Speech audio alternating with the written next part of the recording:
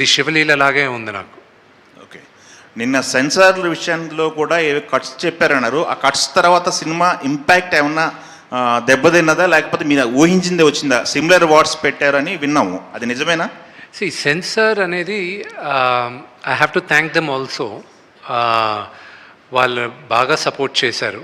You know I have to thank everybody, though it was very challenging. నాకు వచ్చిన biggest ఇబ్బంది ఏంటంటే, మన సౌత్ ఇండియాకి మనకు తెలుసు కన్నప్ప కథ.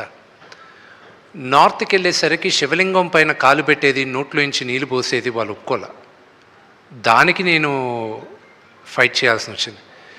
నేను ఈ సినిమా తీసింది ఈ తరానికి మన కథ తెలియాలి, మన హీరోల కథలు తెలియాలి, మన దేవుళ్ళ కథలు తెలియాలి, మన ఇతిహాసం తెలియాలి. ఇదంతా ఏమైందంటే, లేదు ఇక్కడ గొడవలు అవుతాయి, ఇక్కడ ఎవరో ఒకరు కేసు వస్తుంది. నేను చెప్పా, ఇలా భయపడుతూ వెళ్దామంటే మనం మన మన హిందూయిజం గురించి ఎక్కడ చెప్పుకుంటాం, మన మన ఇలాంటి కన్నప్ప లాంటి డివోటీస్ గురించి ఎలా చెప్పగలను? ఈ తరానికి చూపించాలనే కదా నేను ఈ సినిమా తీసింది. మీరు నాకు యాక్చువల్గా first it was lot of discussion.